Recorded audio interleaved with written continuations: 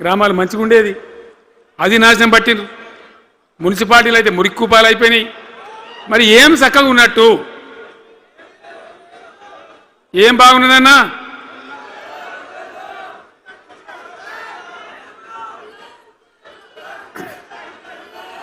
అందుకే జీవన్ రెడ్డి గారు లాంటి సీనియర్ నాయకుడు, అనుభవం ఉన్న వ్యక్తి నోటికెళ్ళి ఏం మాట వచ్చింది? కాంగ్రెస్ పోవాలి, బీఆర్ఎస్ రావాలి. ఎందుకు వస్తుంది ఆ మాట? వటిగానే వస్తుందా? బాధ్యత లేకుండా వస్తుందా? ఏది చూసినా కూడా చక్కదనం లేకపోతే, పొద్దున్న లేతే దోపిడి తప్ప ఇంకోటి లేకపోతే ఎందుకు ఈ పరిస్థితి వస్తుంది?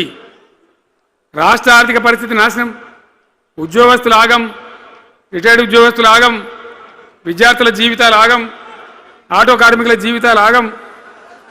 ఎవరు చక్కగా ఉన్నాడు? సంతృప్తి ఎవరున్నారు? ఏం జరుగుతూ ఉంది? ఇది ఈ రాష్ట్రంలో ఉన్న పరిస్థితి. ఇక నేను చెప్పానంటే తెల్లారిదాకా చెప్పచ్చు.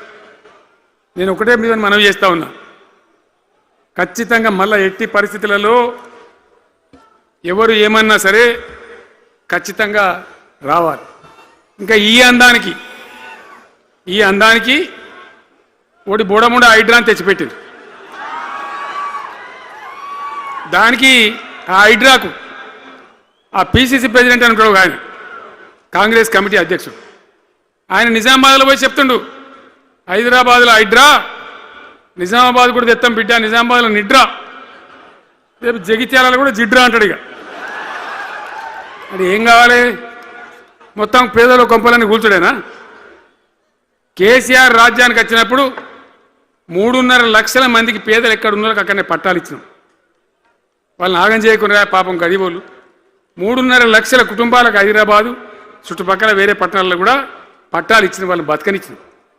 ఇలా ఏం కూలగొట్టుడు? అది పుస్తకాలు కూడా తీసుకుని పోరాలు చదువుకునేటి అంతే గిరితమా? నేను ఒక్కటే మాట మనవి చేస్తా ఉన్నా, గ్యారంటీగా బీఆర్ఎస్ గవర్నమెంట్ వచ్చేది ఖాయం. మొట్టమొదటి రోజులనే ఈ ఐటాంటోని ఎత్తి అవతల వరేస్తామని చెప్పి నేను మనవి చేస్తా ఉన్నా. తీసేయన్నా దాన్ని, ఐటాన్ తీసేయనన్నా? పక్క మాటనా? మళ్ళా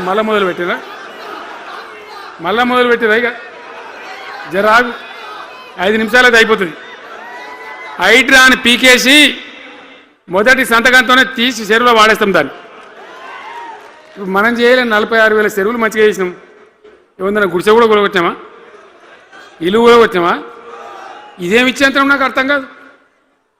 మూసి అని దాని ఎంబడి వాడారు, దానికి ఆడ గరీబులు ఉంటారు పాపం. మూసి ఎంబడిన గరీబులను వాళ్ళని ఏమి ఏడిపించుడు? పొద్దున్న లేతే వాళ్ళు నిద్రపోకుండా, వాళ్ళ కంటి మీద కొనుక్కు లేకుండా. అది ఎవరు చేసే ప్రాజెక్ట్ అయ్యేది కాదు, పీకేది అవుతుందా? 15,000 ఇల్లు కూడా కొడతారట. ధర్మమేనా అది? ఈ రకంగా ఇప్పుడు పనికి మాలిన హైడ్రా తెచ్చి మూసి అది చెయ్యాలి, మూసి మంచిగా చేయాల్సిందే బద్దనేవాడు అన్నాడు. అన్ని వేల ఇల్లు కూడా కొట్టడం ఎందుకు నాకు అర్థం కాదు. అలా ఏం లేదు, భూములు కబ్జా పెట్టే రియల్ ఎస్టేట్ దందా తప్ప దానిలో ఏం లేదు. మూసి ప్రజల కోసం కాదు, నగర ప్రజల కోసం కాదు, ఈజీగా చేయగలిగిన దాన్ని, మామూలుగా చేయగలిగిన దాన్ని నాశనం బట్టి దానికి కథం పడతా ఉన్నా. ఏది చూసినా కూడా ఒక రకమైన దోపిడీ, ఒక రకమైనటువంటి గుండాగిరి, అరాచక వ్యవస్థతో ముందుకోతున్నారు తప్ప ప్రజా సంక్షేమాన్ని కాంక్షించి ఒక్క స్కీమ్ కూడా రాలే. ఇరిగేషన్ ప్రాజెక్టులు అన్ని పండబెట్టింది. ఏం రోగం? ఒకనాడు కాకతీయ కాలువ మీద, మన వరద కాలువ మీద మోటార్లు పెడితే ఏం కోసాది?